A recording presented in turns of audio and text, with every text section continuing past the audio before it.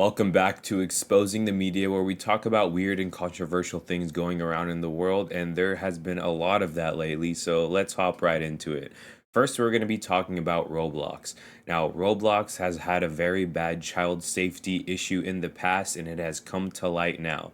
So, there's this man named Schlep, and he's a YouTuber, and he claims that when he was younger, he was being groomed by an ex-developer of Roblox, and what this man did was just take the matter into his own hands. So he would record YouTube videos of him going inside of the game of Roblox, which is a very kid and family friendly game.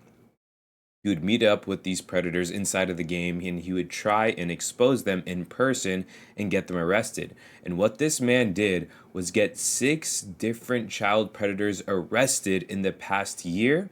And what Roblox did in response to that is they sent Schlep a cease and desist, and they tried to silence him, and this is what he had to say about it. I have just gotten a legal complaint from Roblox. I'm not even joking. They have sent a cease and desist letter to me, and they've gone ahead and banned every account I own. And you might be wondering, what heinous crime did you commit to possibly deserve that? Well, what I did was get predators arrested on their platform. Actually, 6 of them. I got 6 predators arrested within the Roblox community. Some of them, the crimes are so heinous, I can't even say here on TikTok or wherever this is going.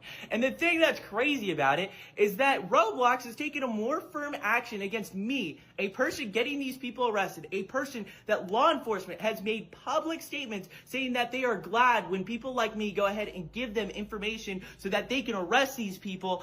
Roblox has sent me the cease and desist letter, not these predators. That is absolutely insane. And the other thing that's crazy about this is Roblox itself. It is a predator haven. There are games on Roblox like XYZ Public Bathroom Simulator. That's about 7 million visits, and the whole premise of the game is showering together with kids. That is the whole game. If you join it, you're going to see predators, you're going to see naked avatars, you're going to see people peeing and all this sort of weird stuff. If I was a parent and I saw that, I would be outraged. I would be totally outraged. And parents aren't aware of this, and it's so sad. I get emails from kids daily about all the horrible stuff that they're exposed to. I get emails from parents talking about what their kids were exposed to. And there are so many predators on this platform. It is actually unreal. So it's quite crazy to see Roblox go after me, a person trying to get predators arrested off of their platform, than the predators. Why? I don't get it. I don't understand. So this is the cease and desist letter that he got, and basically it's saying that vigilante groups can do a lot more harm than good in the long run. And my thing is, Roblox is a public traded company. The market cap for this is insane. It's such a huge game. It's probably the biggest family friendly game, kid friendly game in the world, I would imagine. And they probably have so many issues going on. Clearly, I mean, there's a lot of predators in this game. But the one thing you're going to do out of all of this is go out of your way and sue this guy for getting them arrested. I promise you, there's got to be way more things they could be doing. But on the bright side, Mr. Schlep, the world is now fighting for you. I mean, in the game, there are people actually writing for him saying free Schlep and boycott Roblox, and people are actually getting banned for this now. And most importantly, Chris Hansen, the goat of catching child predators, has reached out to Schlep, and now they're working on a documentary to expose Roblox's child safety issues. The funny thing is that Roblox was probably trying to silence this kid because he was exposing how many child predators are in the game. This guy's getting millions and millions of views on YouTube documenting his whole process. So they were probably pissed off, like, man, people are now not playing our game because this kid is showing how dangerous the game is.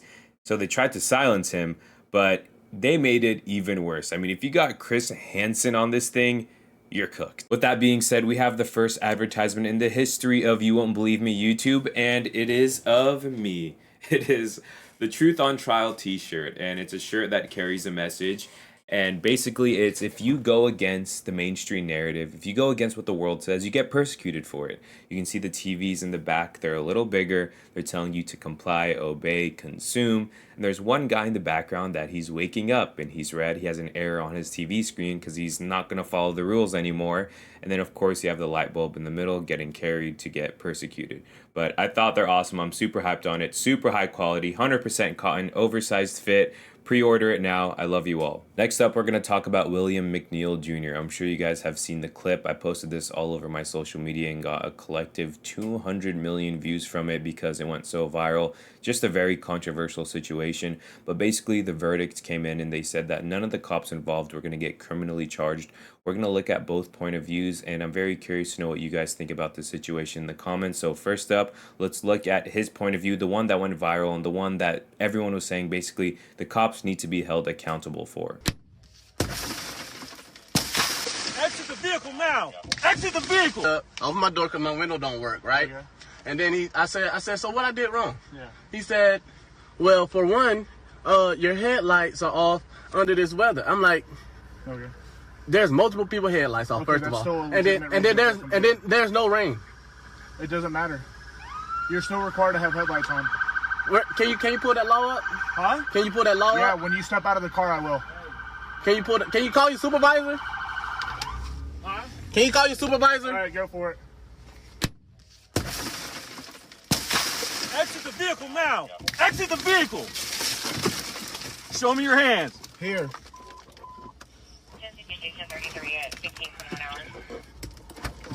I'm here. What is your reason, sir? Step out. What is your reason? Step out now. All right. Get on the ground. No. Get on the ground. Stop fighting! Put your hands on your back. Put your hands on. So of course that looked really bad, but then we got the body cam footage and it changed a lot of people's opinions, including mine. So you're gonna see what happened before the altercation. Yeah, Florida 24 Bravo Echo Charlie Whiskey on a silver Kia. I don't know, that's.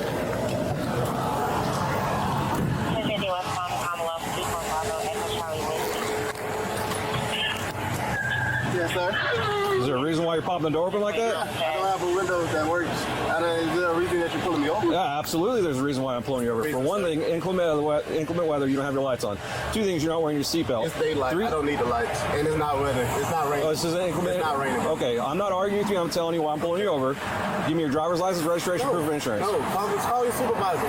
Why? Excuse me? Call your supervisor. Why did you pull me over? 77, 35. I'm proper driver. I've already told you. Why did you pull me over? Step out of the vehicle. No. Step out of the vehicle.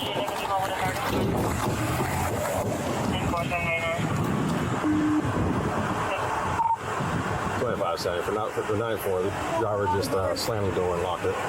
Call your supervisor. Yep. What's the reason for calling me over? Unit 1030, unit 1050 at West Palm and Commonwealth. 2570. If anybody responded, come in from Commonwealth, block the vehicle, please. Well, I'm coming West Palm, Commonwealth. I'll be there in a sec.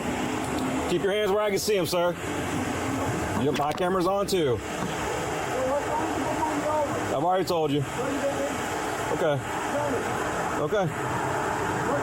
Right now you're under arrest for resisting. You understand? You're under arrest for resisting. The longer you take us on, the worse it's going to be.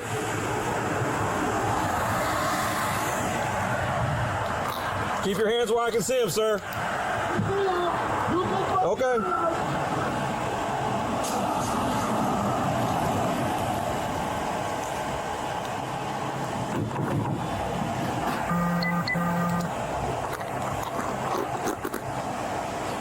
Sir, this is your last warning to open the vehicle and exit before we're going to break the window. Open the door and exit or we are going to break the window. Open the door and exit or we are going to break the window.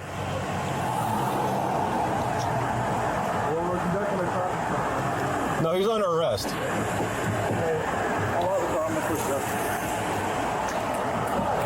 Open the door and exit. You are under arrest for resisting.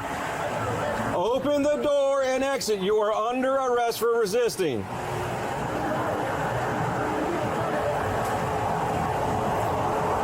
Open the door and exit. You are under arrest for resisting. I'm about to break the window. I'm about to break the window. All right, go for it. Exit the vehicle now. Exit the vehicle. Show me your hands. Here. 1033 at 1521 hours.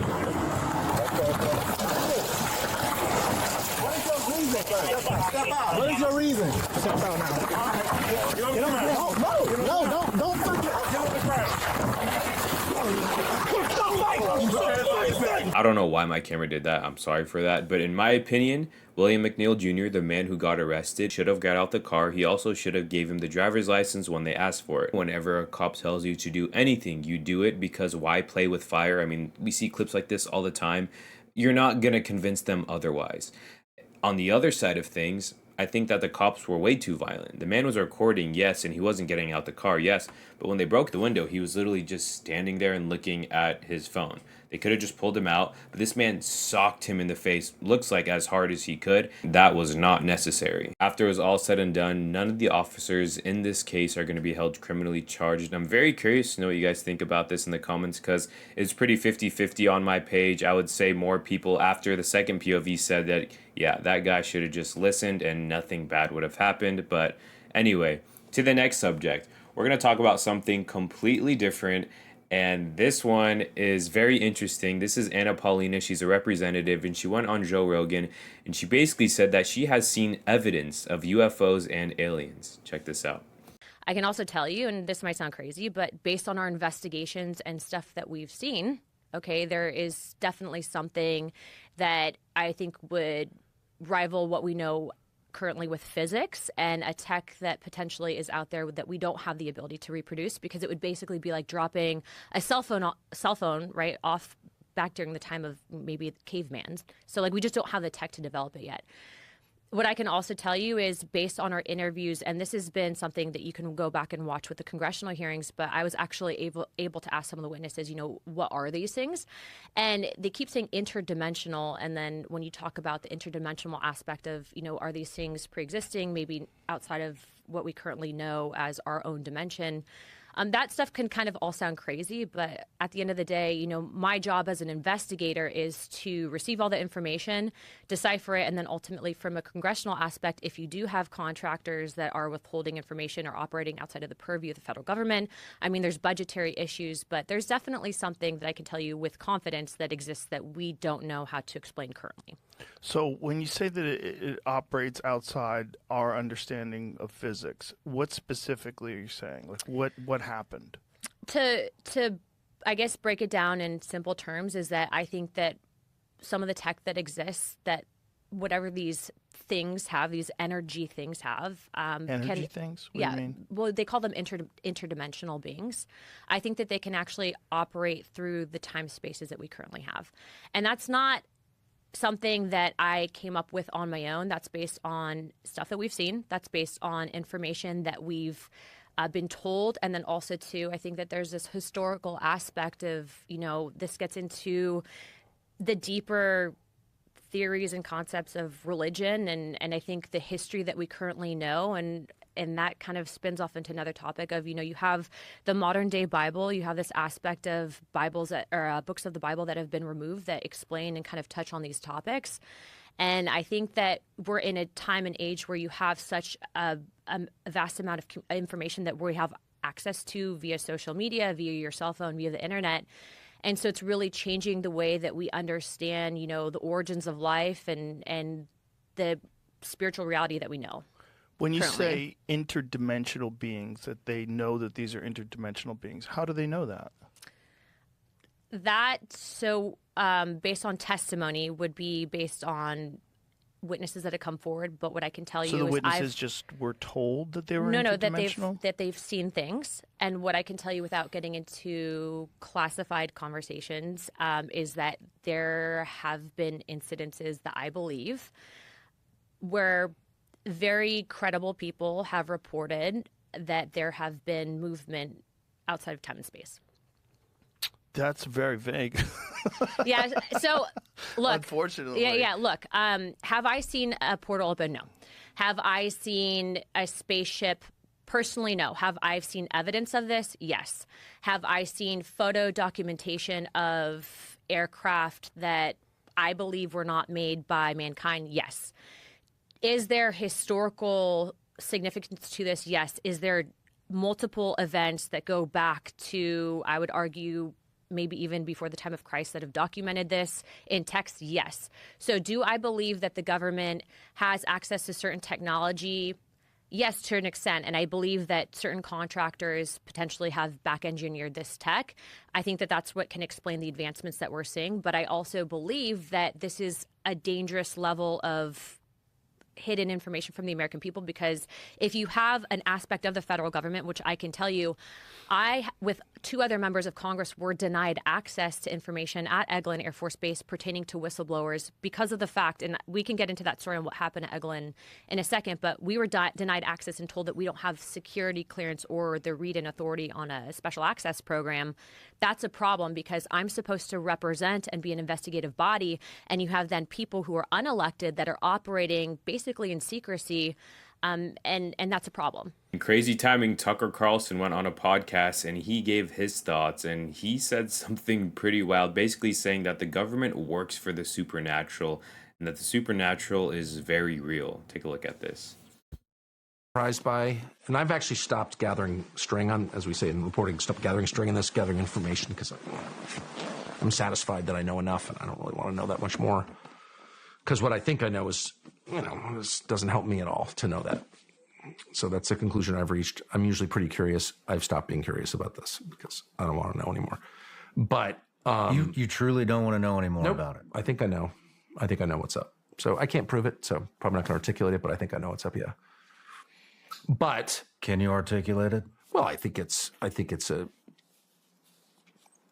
really old story. I think it's a really old story. So that's what I think. What is it? Well, one, I'm a Christian, and I am fairly sincere about it. I try to be sincere about it. More sincere than ever, for sure. But one thing that you notice about every world religion I'm familiar with, I'm interested in that topic, there are commonalities between religions. Jesus is unique, and I believe in Jesus. So I don't believe in any kind of pantheology, okay? I don't think they're all equal or anything like that. I think mine is correct. I think that. Sorry. But there are commonalities that are very striking between all world religions I'm aware of and all creation myths. And one of them, and this is of course true for Christianity, very true, is that the belief that supernatural beings take physical form. They all believe that. The Greek myths, Jesus, most famously, but that they take physical form, that they're not just like some ethereal, they're not just shadows floating around, specters, fog, that they're physical. Like they're as real as the arm of your chair. What was it that, what was it that led you to believe Talking to a lot of people. I got really interested in it, and since that is my job, that's literally my job, is to call people and see them and have dinner with them and talk to them. And that's what I've done my whole life. So it's like, that's just natural for me. It's not a hobby. It's my profession. I hate to use the word reporting because it's been so discredited by the liars. Oh, we've done a lot of reporting. Here at NBC News, we've done a lot of reporting. Fucking liar. You talk to some flack at CIA who told you a bunch of lies, which you're now repeating to me and my kids. So shut up. You've been done reporting. I hate to use the word reporting, but just like satisfying your curiosity by trying to identify who might know, talking to a bunch of people about it, assessing who's telling the truth. Maybe they're wrong anyway, but you can kind of feel whether someone's telling the truth. And there are ways to know, or to get closer to knowing whether someone's telling the truth. And just talk to a lot of people. And I've done that because I got really interested in it, sort of by accident. I never thought I'd be interested in this at all. And so I talked to a lot of people, and I was really shocked by what credible people told me. They could all be wrong, of course. I can't prove it. Yeah. But I became completely satisfied, I'll say that they were not lying and that they were right or in the vicinity of right. And so if everybody you talk to is saying, oh, this is really upsetting, I don't know what this means, but here's what I know, here's what I heard someone say, I was in a meeting, or here's what, what I mean?